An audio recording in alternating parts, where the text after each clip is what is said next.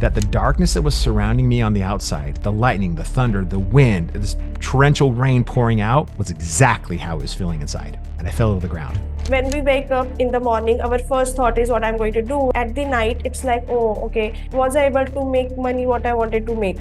And the problem with hustle, empty activity, is that it creates a false sense that you're getting momentum, a false sense that you're actually moving the needle towards the thing you want in your life, but you're actually not.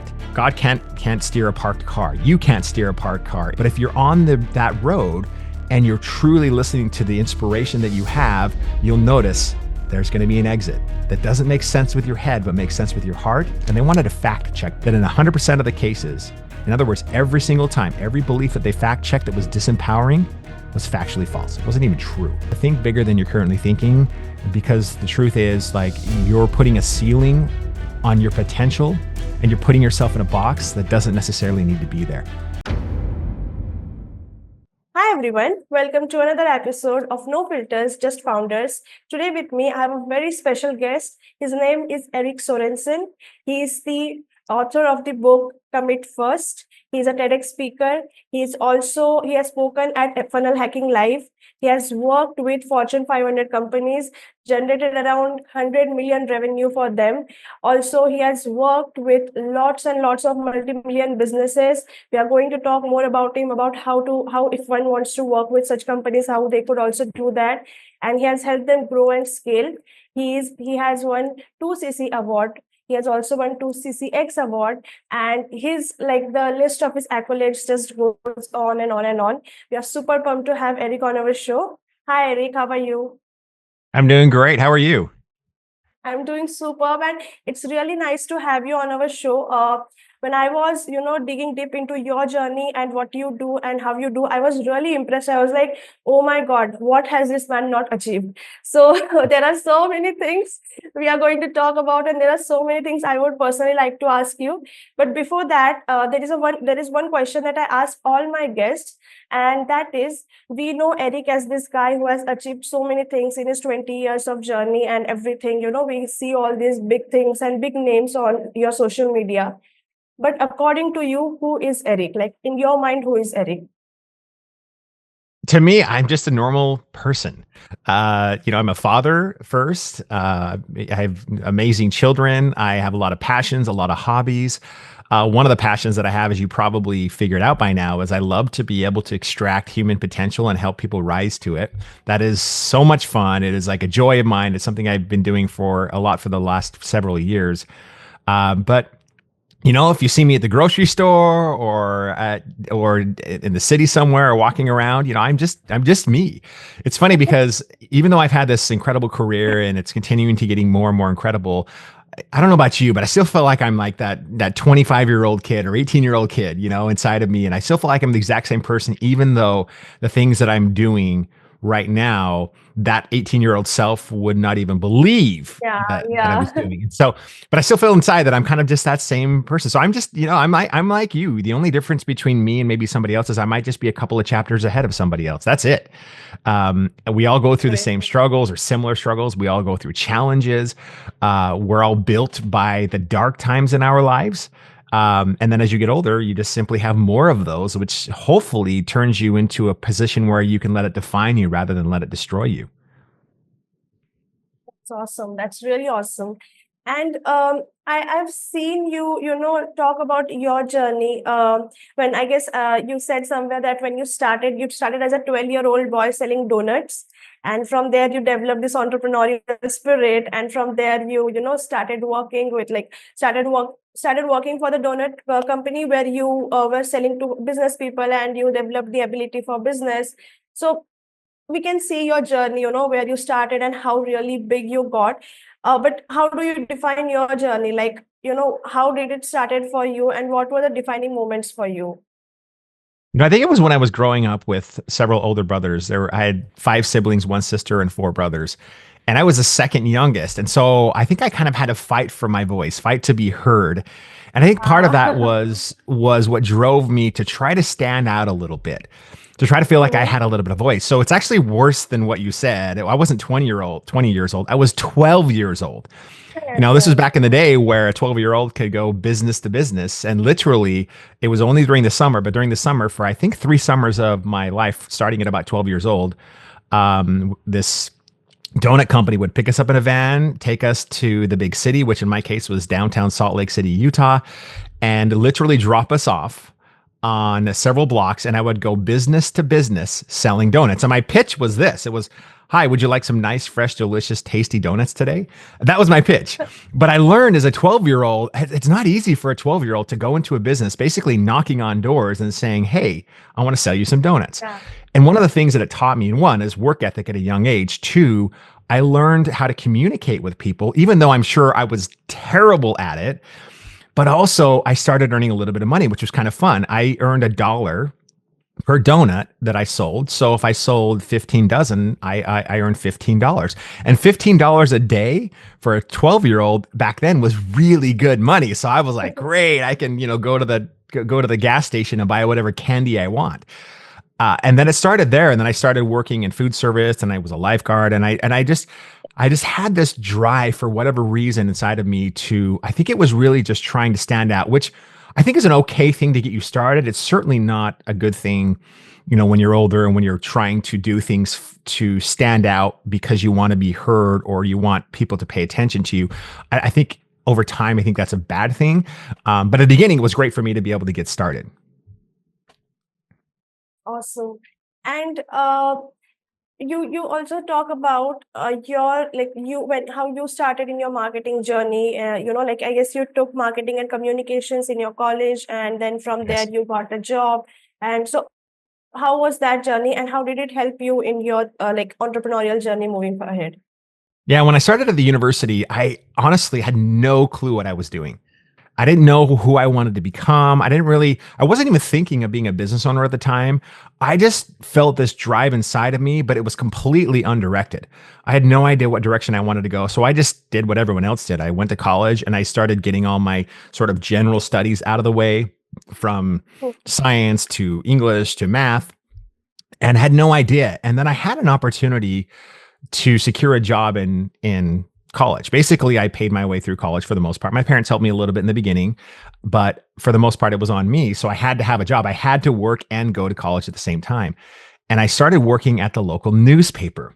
And this is maybe aging me a little bit, but literally I would answer the phone and people would call and place ads for things like, back before, this is back, when the internet was just starting. So there weren't, now we have eBay and we have Facebook Marketplace and we can post things for sale online. Before, you used to have to call the newspaper and post, a dog for sale or a car for Mhm. sale or employment ads. And I literally would answer the phone and I would take those ads. And I think I was making like $12 an hour, which was great money for me at the time. And something interesting happened. I started working with business owners. So I had the opportunity to work with business owners to help them place ads inside the newspaper. And it was interesting because back to my donut days when I was going business to business, I was now again in B2B, in business to business.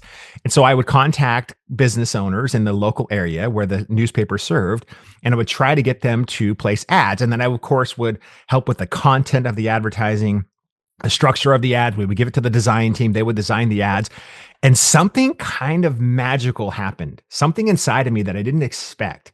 I experienced kind of what I call the cause and effect, which is essentially, it was so fun to see something that I was able to touch and create have a positive effect in the life of a business owner. And I'll never forget the first day where I got, to me, the true paycheck, which was, I was working for a restaurant, placing ads in the newspaper for a restaurant as a newspaper rep. And they came to me after the ad ran and they were so grateful, like almost crying, and said, that ad changed our business. You placed that ad for us. And I think it was a series of ads. And all of a sudden we were flooded with customers. We almost couldn't handle them. And our revenue went up and our business improved. And they become really, really good friends. And to me, that was the paycheck. To me, I just became this addiction of being able to create a cause and effect. The cause was placing the ads, and the effect was the business owner not only improving their business, but the fact that their business improved meant their life also improved. And I was hooked. I was so hooked, and I knew at that moment that's exactly what I wanted to do. But here was the problem: working for the newspaper, I could only affect maybe a small percentage of their overall business growth, right? Because newspaper is just simply one channel. At the time that you had internet was really small, but you still could place ads on the internet. Even though it wasn't that big then, or you're looking at radio or television or direct mail.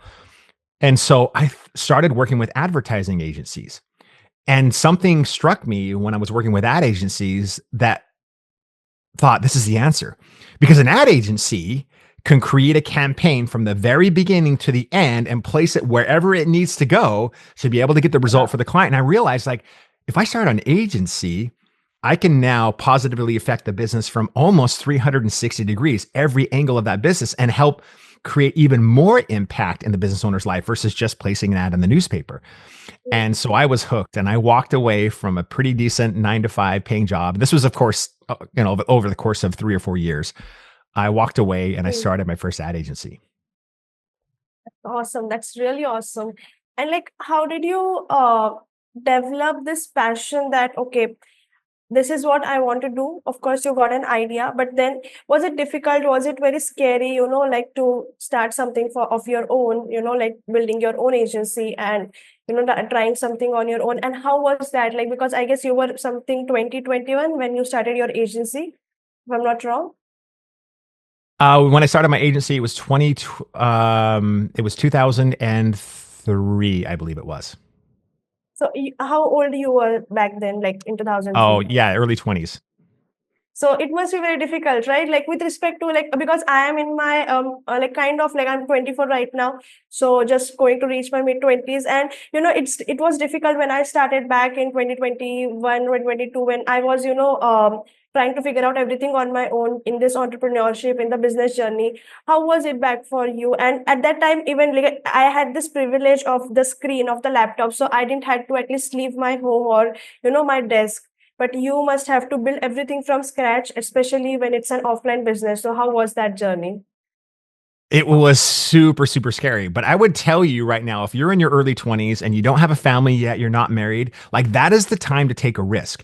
I'm in my 40s now. So to take a huge risk right now, I got to think of my children. I got to think of my family. I got to think of like how much capital investment is going to take away from the priorities that I have. When it's there, like, I mean, I had pretty much nothing at the time, right? And so I was basically starting at zero. And so if you're starting at zero and you're in your 20s and you take a risk, well, guess what? The worst thing could happen is you go back to zero, which is where you are. So to me, that is the time to take a risk. Yes, I was scared to death walking away from a decent paying job at the time to start an ad agency with zero experience other than what I had in newspaper, right? Starting with no clients, but a dream. I look back and I have no idea how I made it. Honestly, I shouldn't have made it. It shouldn't have worked, but it actually did. The truth is I only really had two skills. I technically three. One, I was really good at figuring out how not to do business. Like if there was a mistake to be made, I made it. I was not at the time a very good business owner at all. I thought I knew what I was doing, but looking back, I had no clue. But there were two things that really did help me. Number one, I had hunger. So I was hungry, I was driven. And number two, I was a hustler. There were times where I would go to work and not come home like till 2 days later, just working through the night. Now, I have to tell you, hunger is something that if you have, that is a skill set. And that is something inside of you, an emotion that can bless your life forever. Hustle, however, is a great blessing. It's a great skill set to have when you're starting out, but it can curse you down the road. As I learned, and we talk about this a little bit later, I learned that it ultimately almost ended up destroying my entire life because of the fact that I was a hustler. Now, I know there's a hustle culture out there, but I just didn't know that there was another way. I figured the way to get out of problems is just to simply work through them and go as fast as I possibly could. I had one speed, and that was go all the time. And so in the beginning, it was a great blessing to me because I think that's the only reason why I made it, being the fact that I was a terrible business owner, was the fact that I just hustled through everything and just tried to figure it out. A lot of business owners, when they start out, they think that they need to have resources, money, experience. The reality is resources are not the most important thing. In fact, I had almost no money. Again, I mentioned I had no clients. How did I do it? I was resourceful. Like if you can be resourceful people always figure it out. And for some reason, I was resourceful, probably because since I was 12 years old, I was working and I always just had to figure it out on my own. And if there was an obstacle, I would figure it out. It was funny when we started the agency and we started to get clients all the time would call me up and say, okay, have you ever done this before? And can you do it for us? And if it's something we had never done before, I'm like, yeah, we can absolutely do that for you. And what did we do? We figured out how to do it. Hey, can you place billboards for us? Yeah, absolutely. I can place billboards for you, except for I'd never done it before. But I just figured it out. We had a client that came to us and wanted to wrap their business vehicles in I think seven different states. It was something like 240, 250 vehicles. And they're like, is this something that you can do? Absolutely. We figured it out. And so because we figured out so many different things, all of a sudden it became valuable because once we did that several times, we had a lot of experience in a lot of different areas. And so we could truly serve a client from so many angles because we kept saying yes to everyone in the beginning. Like I said, in the beginning, that is a real blessing. Down the road, that can hurt you because you're not as focused on the main thing that will really drive your revenue or drive most of your revenue and drive most of your impact. Really awesome. And like when you talk about being resourceful, how should one be resourceful? Like, what is your idea of being resourceful? Resourcefulness truly is just a way of thinking. Like you can't have the success that other people's have until you install beliefs in yourself that create that success. And a belief is resource. It's really a mindset. Being resourceful is really a mindset. And what I mean by that is it's this attitude that no matter what happens, no matter where I am, if I'm not getting any clients or I'm not making any money, I'm going to figure it out. Somehow, some way, I'm going to figure it out. If I have to knock on every flipping door in my entire town, business to business, and go door to door, I'm going to do that. If I have to pick up the phone and call every client and get in front of them and pitch them with all my might and strength, I'm going to do that. I didn't know anything about the ad agency world when I started an agency. I had no idea. I never read a book on it. I knew a little bit about marketing and advertising. I had some experience in newspaper and actually in radio as well, but that was it. So you just simply have to have this attitude that I'm going to somehow, some way figure it out. And when you have that attitude, it is shocking to me how many doors that you never thought would open will open up for you. That makes sense. That completely makes sense. And what were the challenges you faced? Like you started your agency and you were figuring out and you were being resourceful.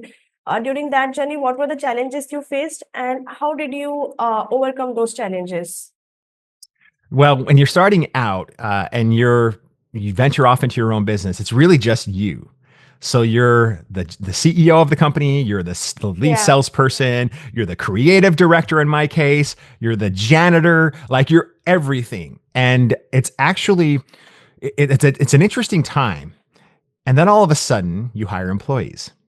And that's when things get Mm, really crazy. Working with other people is one, if you can learn that as a skill set, is going to be one of the biggest benefits you can have in your life. And the reason why is because people are challenging. So when you start bringing on employees, it adds a whole new level of complexity. The reality is mm, you and I can't get where we want to go in life without other people. I mean, if you yeah. think about some of the most successful people in the world, they did not get there on their own. They got there because they surrounded themselves with the right people, including their employees. So that was the big step, was going from just me. And at the time I had a couple of business partners to, hey, let's add an employee and then another one and then another one. And that's where it gets really challenging because I was so client focused. I was so focused on that addiction of the adrenaline of getting a client a result and helping change their life or being a part of them changing their life and changing their business, that's all I wanted to do. And so I always put other things aside. Like I wasn't focused that much on my employees like I should have been. I wasn't focused on processes and systems and using leverage to get where I wanted to go. And so because of that, I just kept making every mistake of the book. Like I said, I have a really good skill set, and that's figuring out how not to do business. And it's interesting because a lot of times we talk about the successes, and you look at somebody and you think, wow, look at that overnight success. I call myself a 25-year overnight success, meaning you are rewarded in public for what you do in private. And what people don't see as business owners are the dark times. And frankly, most of the time in business is what people don't see. most of the time isn't here on a podcast. This is just, a small percentage of my life. Most of my life is behind a computer, working with people in behind closed doors or in the business, right? Trying to grow the thing and struggling and struggling and struggling. And so those dark times, however, if you can get through them and persevere through them, well, then all of a sudden you're rewarded in public for what you do in private. You're rewarded in the light for what you do in the dark. And the beautiful thing is, I used to hate the dark times of business. I used to hate and worry about the challenges and the struggles. And again, I would just work through them.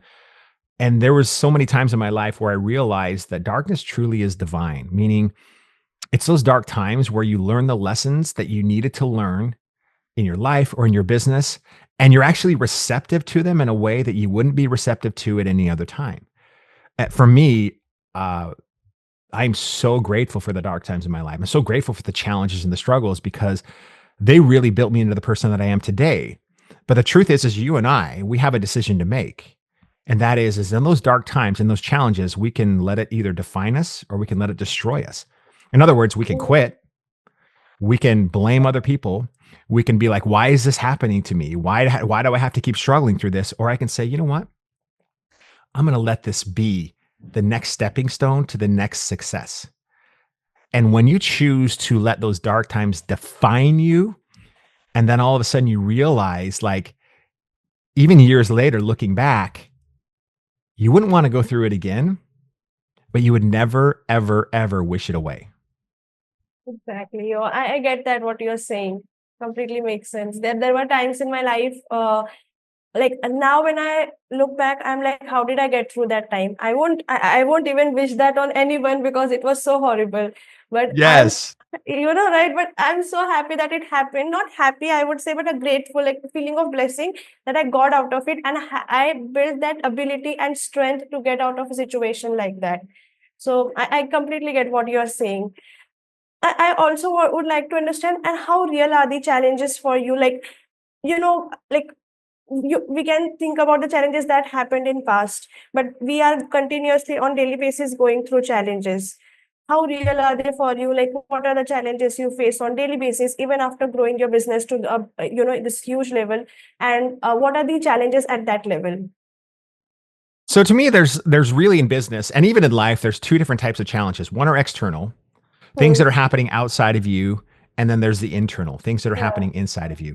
The external business challenges are easy to really point out. It's challenges with scaling. It's challenges for client acquisition. How do you grow the business? How do you become profitable? How do you look at a P&L and see the blind spots and adjust your numbers Hmm. so that you can actually be profitable? How can you Right. forecast? How can you train employees to create incredible experiences? How can you have new ideas? How can you be innovative? How can you start seeing the future before it happens so that you can anticipate as a leader? There's so many things externally that are just challenging all the time. And then, of course, the client that's upset at you, or you screw up a campaign, or something goes out incorrectly, and all of a sudden you're dealing with fallout all the time. There's a lot of those things. And it's funny because a lot of the things externally you can't necessarily control. In a sense, you can by training people the right way, by creating the correct processes and systems, by essentially making sure you're doing everything you possibly can to build an incredible team and to build an incredible product and service. But it doesn't matter how amazing your process is, how amazing your product is, things will always happen that Yeah. are completely out of your control as much as you try to control them. And so then there's the whole internal side, which to me, we think the game, because it's so in front of our face all the time, is what's happening outside of us, the circumstance, the challenge, the conversation, the relationship, whatever that might be. But the harder game, the true game in life, is what's happening on the inside. Gurus like Tony Robbins say that 80% of your success is psychology inside. 20% are the mechanics, the tactics, the strategies, the tools. But the reality is most people teach the strategies, tactics, and tools. I tend to focus most of my time on this because the inner struggle is the thing that is going to either make it or break it for you. Like how you're feeling inside, what you're thinking inside, the struggles, the internal struggles that you have, the challenges that you have, that's really, most of it's an inner game. And I found that one of the best ways to build a business, truly to build an extraordinary business that leads to an extraordinary life, is to build the business owner that builds the business. And to be honest with you, I didn't understand this principle for the first 15 years of my life. And it may not sound revolutionary because the reality is if you and I were having this conversation, or let's say, let me put it this way, if I was listening to this conversation we're having 10 or 15 years ago, I wouldn't believe what I'm saying right now. Because I believed that the game was go to work, hustle, go as fast as you can, get as many clients as you possibly can, go, like build the business, build the revenue, hire employees. I thought that was the game. But the truth Yeah. is I realized over time that the true game is what happens on the inside, the way that you think, the beliefs that you have. Because my belief was as long as I just hustle all the time, then I'm going to be successful. And the truth is, hustling can get you, can help you be successful. In fact, it's the reason why, at least for the first 15 years of my career, why I was successful. But it came at a cost. I missed the games of my kids. I didn't spend as much time at home as I should have. I missed out on a lot of life, my children's lives. It cost me a lot of things. I went through a divorce. I went through some really dark times. I lost out on a lot of life because I thought that that was what I needed to do, was to simply hustle. And truth be told, is it almost destroyed me. And I remember not very long ago, probably at this point, 7 years ago, uh, my life completely started falling apart because of the fact that I was just this go-getter and I didn't really know how to deal with things on the inside. I truly knew how to I guess deal with business on the outside, but it was just constant chaos in my life, mainly because I just didn't have any structure and I didn't understand the game on the inside.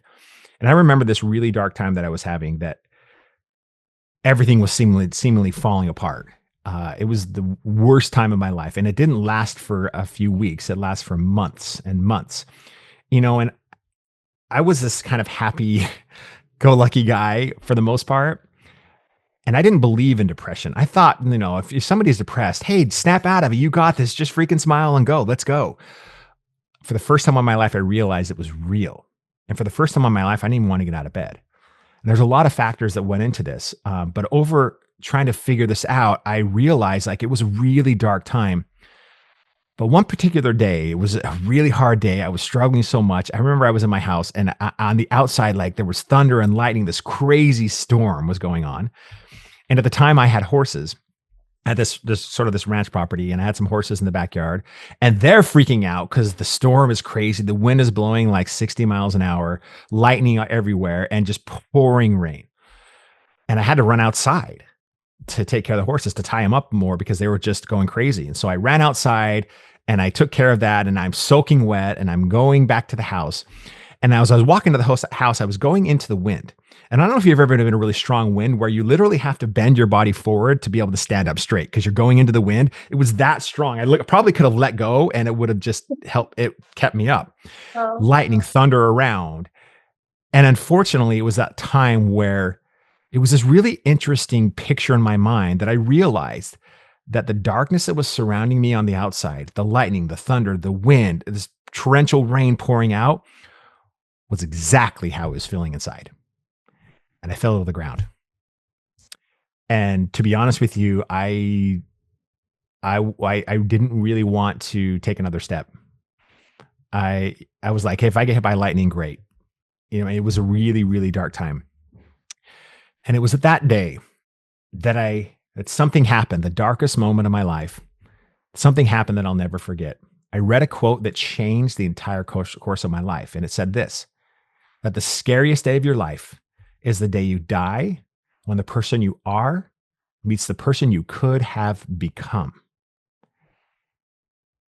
And for some reason, that quote at that time, at that moment in my life, woke me up. And I realized I was nowhere near the person I could become. I figured out how not to do it. Maybe it was time to figure out actually how to do it.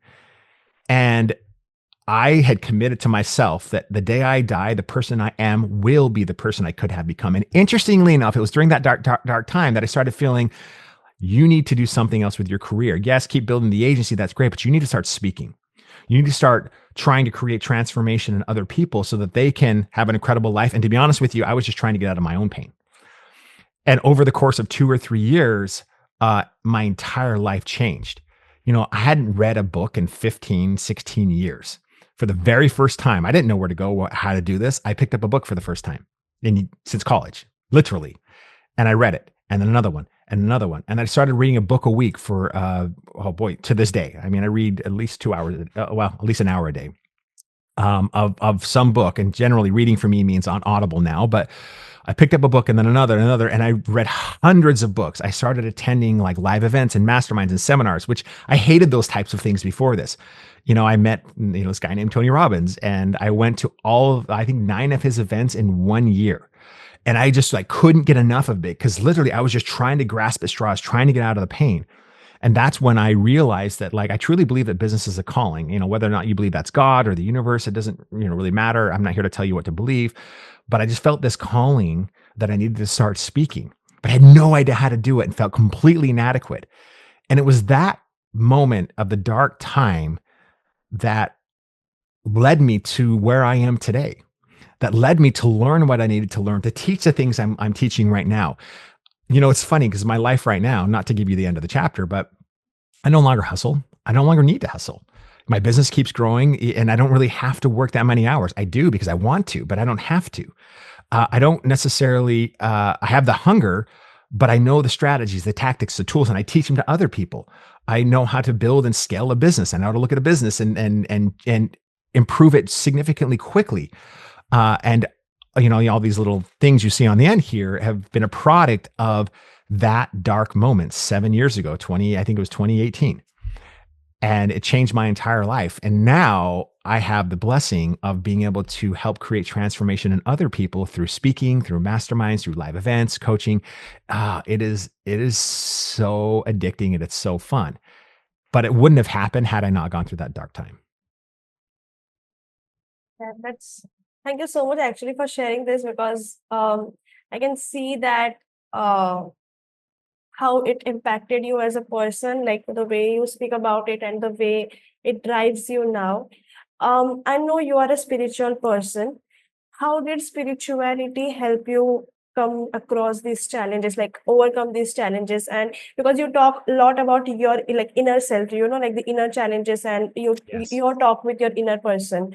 So how does spirituality help you with this? Well, I mean, it's probably the one of the biggest parts of my life, if not the biggest part of my life. And the reason why their inspiration for what I'm doing now came from that spiritual place. When I do my morning routine, I wake up in the morning. Usually, the first thing I do is I sit in a chair and I listen, and then I write down inspirational notes. Or if I'm like listening to a book, which I do every day, uh, I will write down inspiration, not necessarily what's said, but what I hear. And so oftentimes, if I'm putting myself in a position where I can be inspired, all of a sudden inspiration comes to me, and then I write it down. I write it down in form of notes. So in my phone right here, um, I have a thing called videos and inspiration, and I have over 1,000 notes, categories of notes right now. Oh gosh, I checked it the other day and it was like 1,024 over the last 4 or 5 years that I've just written down in those moments of inspiration. There's a lot of things that it's funny because when I've had the biggest leaps and bounds upwards towards the thing that I really wanted, it wasn't necessarily because it made sense. There's the strategy and the tactics that people will teach you, and a lot of them work.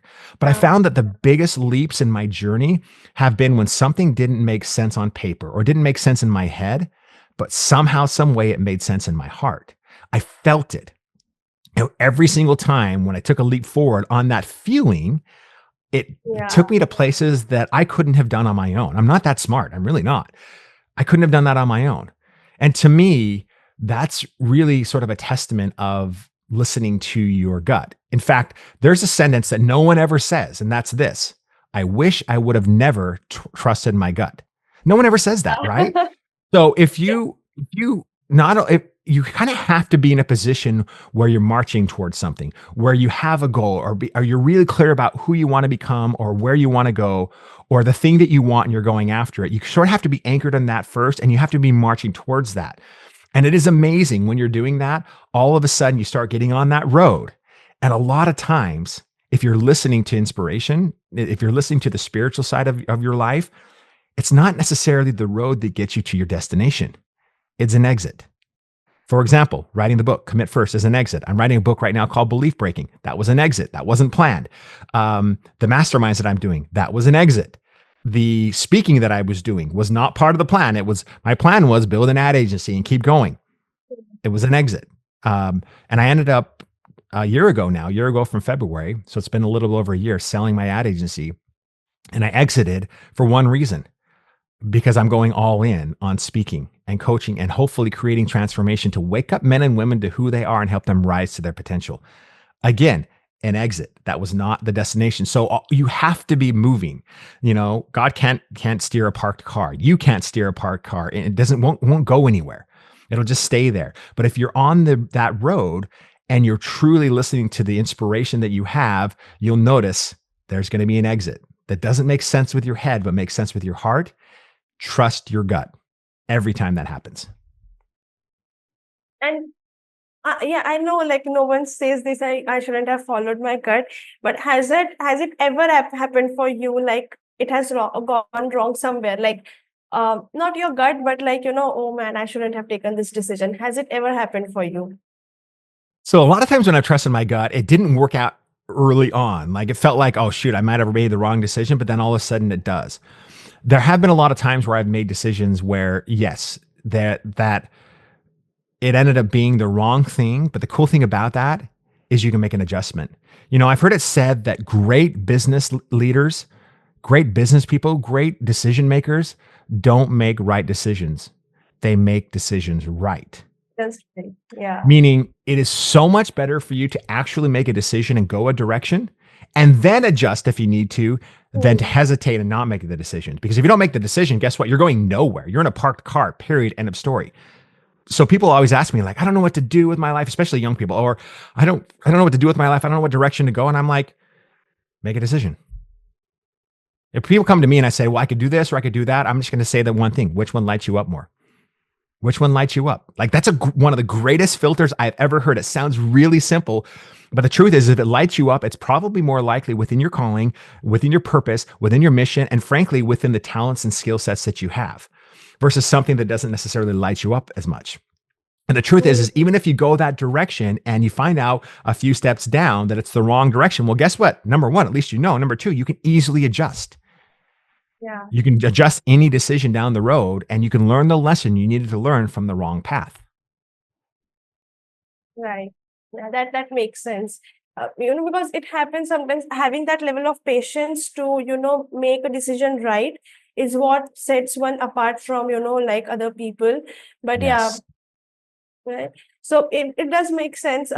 It happens sometimes with me, I know I want to do this, because for this podcast, for example, I was delaying this thing for so long, and then I was like, I need to do this. I really like talking with people. I would be able to meet so many amazing people, and I need to do this. And I'm so happy I did this. Of course, like it takes a lot of patience to make this thing right. I'm not the best at it, but I would like to be best at it because I know I really like this thing.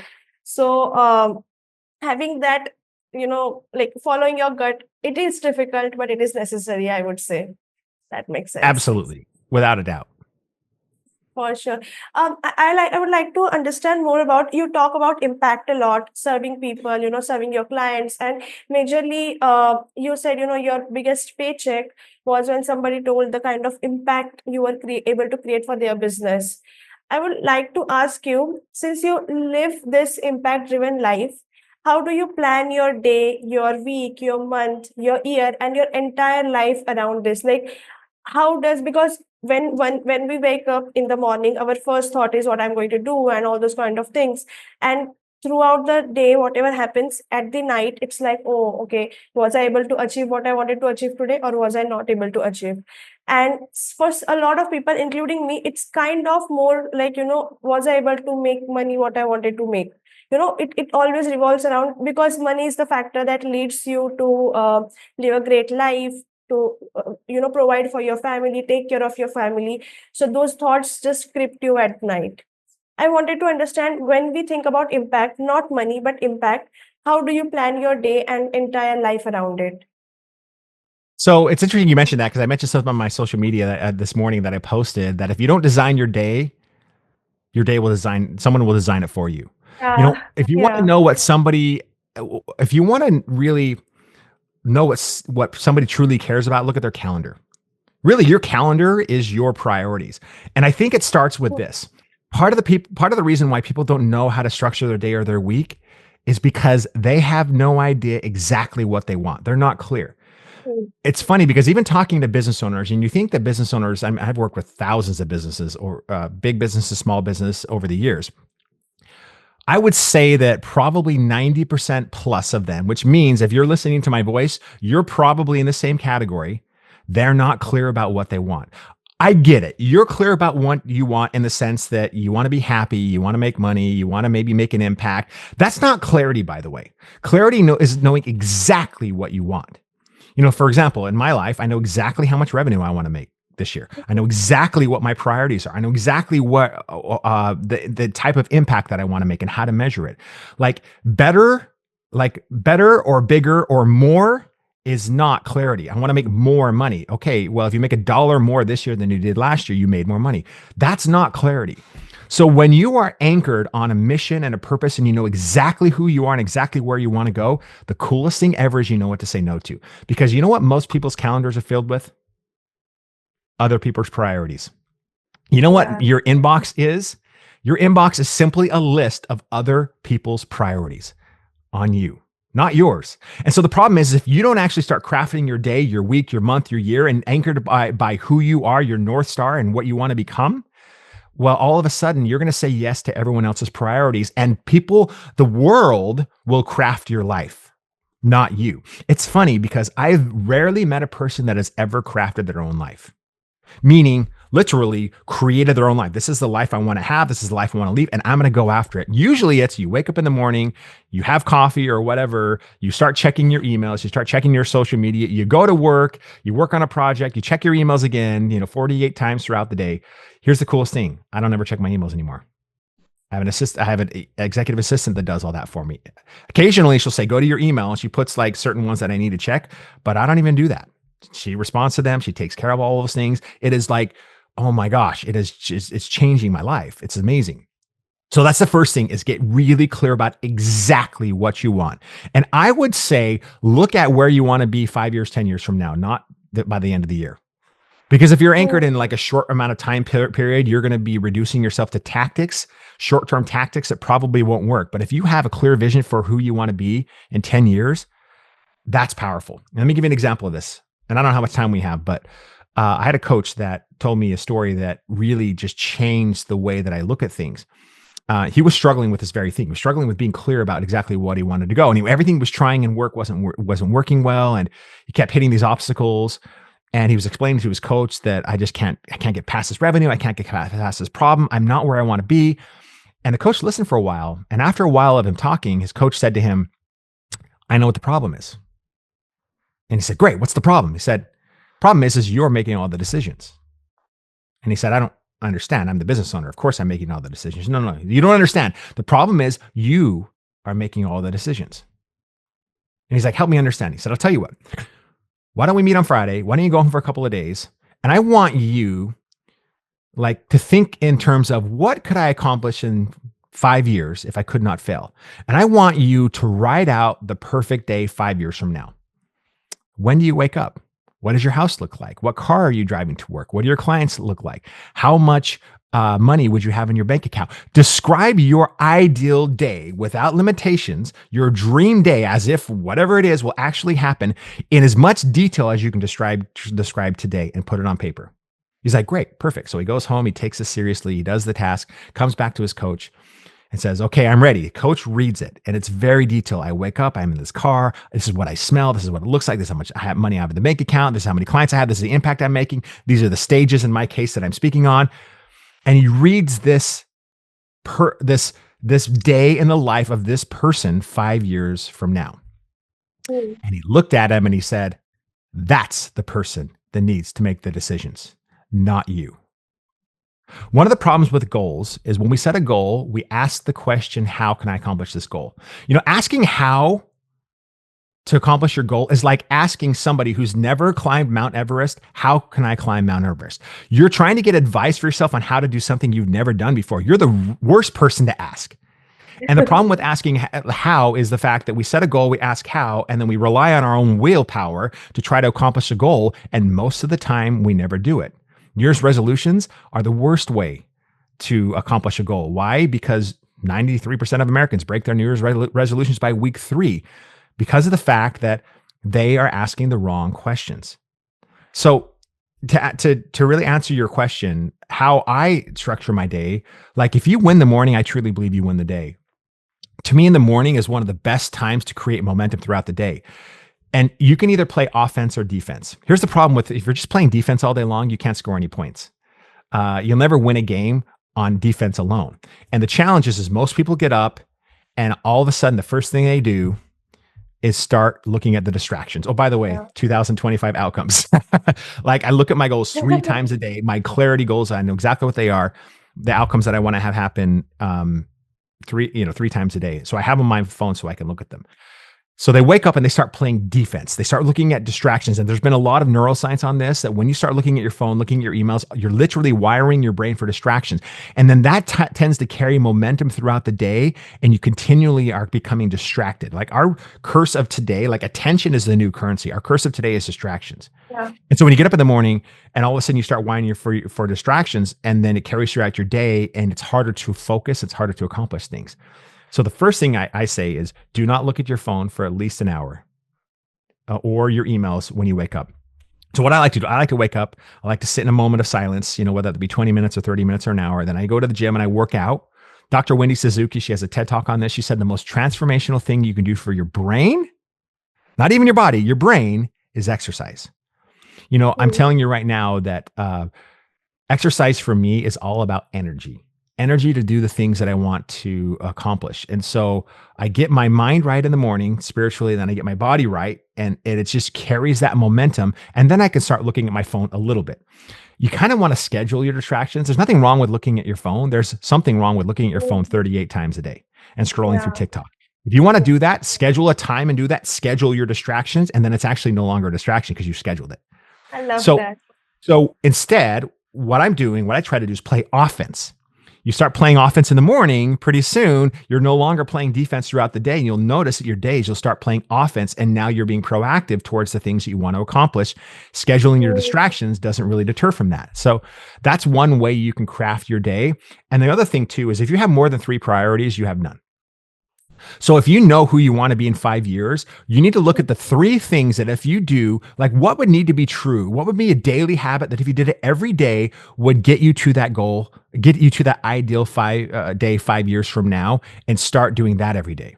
And I know exactly what my 3 priorities are. So if I get those, if I focus on those things every day, well, then it doesn't really matter what I do the rest of the day because I've gotten the big rocks, the big things, the most important things that move the needle the most in my life, and I've been focusing on them as a priority.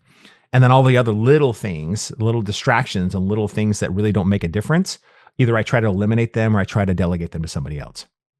The truth is So, most business owners, most entrepreneurs, I would say about 70 to 80% of their day is actually wasted. And mm. the problem with me being a hustler, hustle is addictive.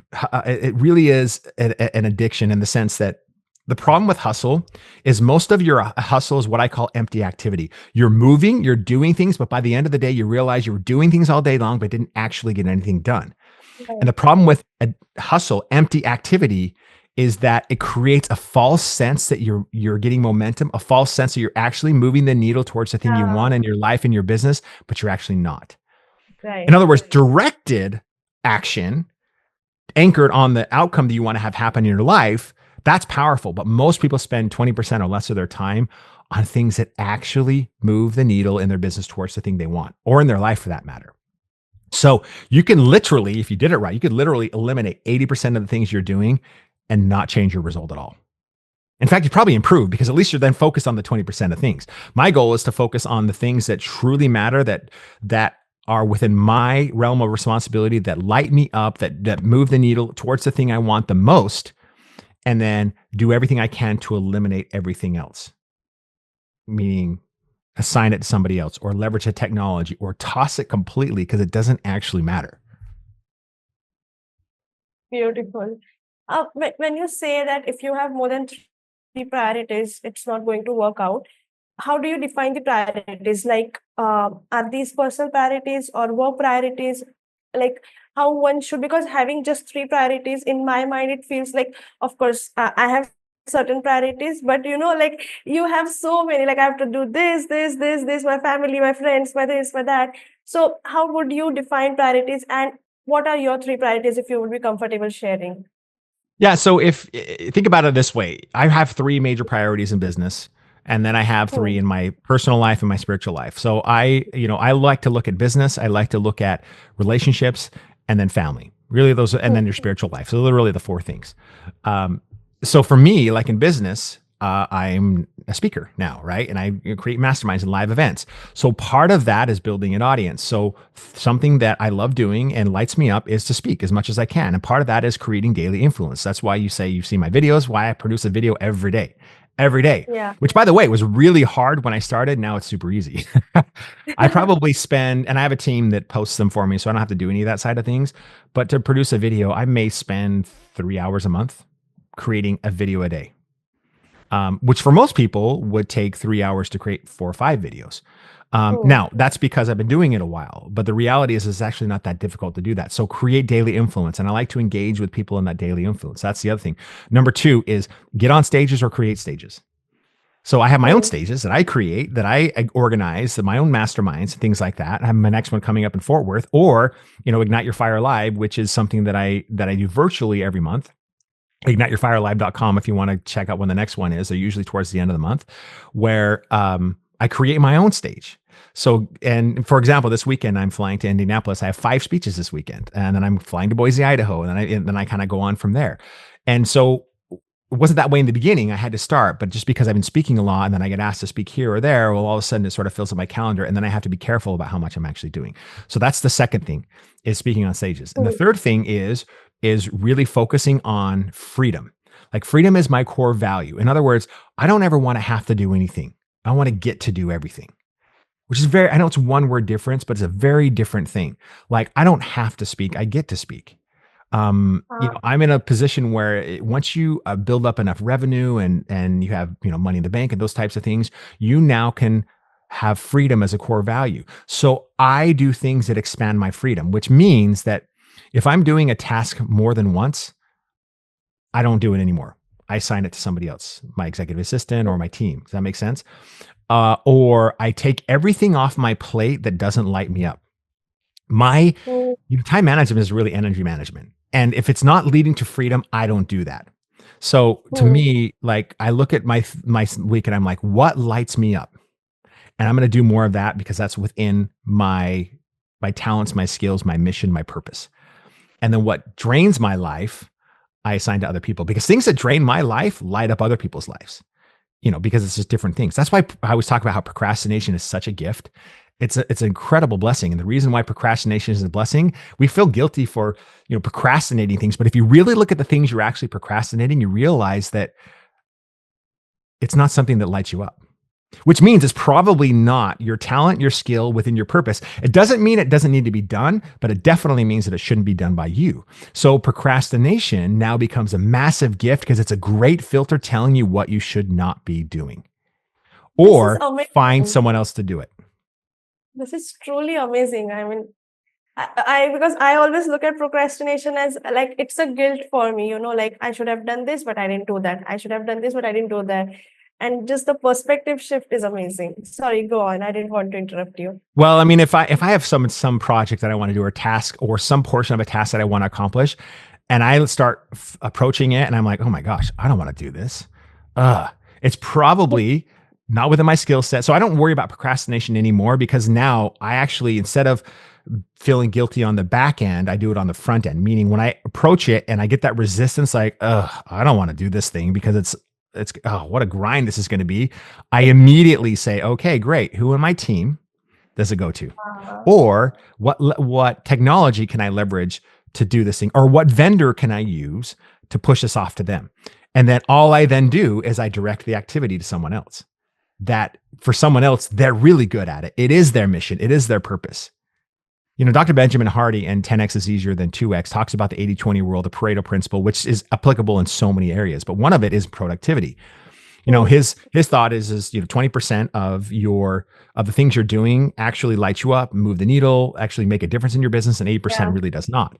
But your 80%, the things you shouldn't be doing, is somebody else's 20%, the things that they're good at and love to do. right, So I would be a terrible accountant. I would hate it. I would die a slow death. I could probably do it for a couple months, but it would drain my life. It would be a waste of my life. But right. for someone else that loves accounting, that loves spreadsheets and numbers, it's their 20%. It's the thing that will make the difference in their life.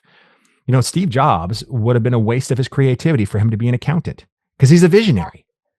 That's kind of what I am. I'm a visionary. I'm an idea person. I love that kind of a thing, but it would waste and drain my life. Beautiful. That's really beautiful. Just hearing about it just gave me so many, so much clarity about things, because I wouldn't have able to look at things the way that you're speaking right now if not this call and not listening to you. But yeah, it completely makes sense what you're saying. Um, I of course have a lot of questions, but I know we are running out of time. I would just like to ask two more questions. First is, how did you get this much clarity on things? And a follow-up to this would be, if someone wants to learn similar level of clarity and similar level of, like, just like the ignite the fire you said, like, how does that work for someone? Like, how can you help someone to reach to a level where they are reaching their potential? It's funny because I always thought, like, how do you truly know what you want? Because most people are so conditioned to not think for themselves. We think that thinking for ourselves is selfishness. The reality is selfishness is doing things for the detriment of others. But Hmm. selflessness is doing things for yourself for the benefit of others. And I Right. realized that we need to focus more on ourselves for the benefit of Hmm. others. And so when you think about your life, think about the most difficult thing that you've ever gone through, the things you've struggled the most at. Your purpose in life, your mission is probably very well tied to the hardest thing you've ever had to go through. And for me, that's absolutely the case, because my true mission, when you really dive it to the deepest level, is to eliminate suffering in others, whether that be in business struggle, whether that be understanding who they are, understanding what they're clear about. It really truly is, when it comes down to it, is to eliminate suffering in others or reduce suffering as much as possible so people can open up to their lives. So think about the Hmm. worst thing you've ever gone to, and your mission and purpose in life is probably tied to that. So if you kind of know what your mission and purpose is, or what lights you up, like for me, I didn't recognize this 20 years ago, but when I was doing advertising in the newspaper and the business owner came and said, "Oh, this thing changed our lives," that lit me up, which is, I love to see people's lives positively impact, because they're so much difficult things and challenging things in the world. And I didn't realize back then that, oh my gosh, that was tied to my mission. So when you understand that, then it's so much easier to say, okay, this is what I want to do. You have to be selfless, meaning focus on yourself for a little while and figure out exactly what you want. Like, if you think about it from this way, like I said earlier, who would you want to be if you couldn't fail? What would you want to Hmm. do if you couldn't fail? And if you take that human nature out of it and all the obstacles that we always put in front of it because we think we're not good enough, or we have imposter syndrome, or we don't think we have what it takes. If you take that off the table and think with clarity, like, in 10 years, who could I become if I couldn't fail? What would be my ideal perfect day? And that will help create massive clarity in who you want to become. The problem is it's going to scare you to death. It will absolutely freak you out. So you have to have courage to make the decision, like, that's who I want to become and I'm going to do it. And the reality is you may or may not get there, but I can tell you right now, you're going to get much further if you are anchored in that clarity versus if you're not, because if not, you're going to go like this for years. And that's where most people stay, unfortunately. That's beautiful. That's really amazing. Um, One last question I have for you is that, if you would like to give three mindset shifts, not to just all the listeners who are listening to us, but also to Eric, maybe when he was a 12-year-old boy selling donuts, or 21-year-old and starting his own agency, what would be the three mindset shift you would like to give to that person as well as all our listeners? Number one mindset shift is, don't take advice from anybody that's less successful than you. Hmm. That might be your parents. That might be your relatives. That might be a friend. Don't take advice from people. Here's another way to put it. Don't take advice from people that are not going where you want to go or that aren't where you want to Mm. be. Yeah, So in other words, got the opposite of that would be find somebody that is exactly where you want to be and model them. That will save you years of struggle. There's two ways you can grow. Number one, you can try to figure it out yourself, which will take years, or you can model somebody else, which will dramatically shorten the timeline. So that's the first thing that I would do. The second thing is the mindset that you need to dream bigger. You and I did the same thing. You are limiting yourself to what you think you can do. And the reality is, I would double or triple that. I mean, if I could go back to my 20-year-old self, I would tell myself, think bigger, think significantly bigger. And frankly, I thought I was thinking big back then. I wasn't, not even close. Like, think life changing big. So that would be the second thing, is to think bigger than you're currently thinking, because the truth is, like, you're putting a ceiling on your potential and you're putting yourself in a box that doesn't necessarily need to be there. It's really scary to think outside of that box, and it's really scary to it. shoot for the stars versus the moon. But I'm telling you right now, we'll open you up to a bigger imagination of what's possible for you, which opens up actions that you'll start taking to create a little bit more clear path towards the thing you actually want. And the third thing is, you have to be really careful with what you believe. I'm not talking about spirituality or religion here. I'm talking about especially the things that you tell yourself. That's why I'm writing this book called Belief Breaking, is because one of the things I do in my masterminds is, instead of just empowering people with empowering beliefs, it's really hard to get to extract people's potential if you're layering empowering beliefs on top of broken beliefs. And a lot of us have beliefs about the way things are. For example, like, there's a saying, at least in the United States, that money doesn't grow on trees. Well, that's completely a lie. Money does grow on trees. Ask a farmer. They make money by things growing on Yeah, trees, right? That's a complete false belief. yeah. Or rich people are evil. Completely, completely a false Yeah, positive. that was There are some rich people that are evil, but if you think that way, you'll never be wealthy, for right. example. Yeah, yeah. If you have to do something right, if you want to do something right, you have to do it yourself. Wrong. Because what that will do is tie you up in the culture of hustle, and you'll never be able to trust somebody else, and you'll never be able to scale or grow anything without the help of somebody else, even if they can't do it as good as you. That's a terrible belief to have. We have been conditioned in life to stay small. So ask yourself, what belief do I have? What thoughts do I have that are disempowering me? And knock them down one by one. And usually the empowering belief is the opposite of what your disempowering belief is. Because the truth is, when you study people's beliefs, their empowering beliefs are actually further close to facts and the truth than their disempowering beliefs. Because think about the garbage that you tell yourself in the mirror, right? Think about the garbage that I've told myself for so many years inside. The average person, like, says things to themselves that they would never say to anyone else. And the reality Yeah. is it's not I, true. There was actually a study done, and I'll finish with this. They took several hundred entrepreneurs and they looked at their false beliefs, their disempowering beliefs, and they wanted to fact check them. They wanted to find out if they were factually true. It's a really cool study because it's the only study I've ever seen that has an absolute conclusion. And the absolute conclusion was this: that in 100% of the cases, in other words, every single time, every belief that they fact checked that was disempowering was factually false. It wasn't even true. So usually the opposite of that belief, so if you say, well, I really don't have what it takes, the opposite of that belief is, yeah, I absolutely do have what it takes. I'm not worthy of this. I'm 100% worthy of this. It's really hard to believe that when you don't, because the truth is your subconscious mind controls your life, yeah, not your conscious mind.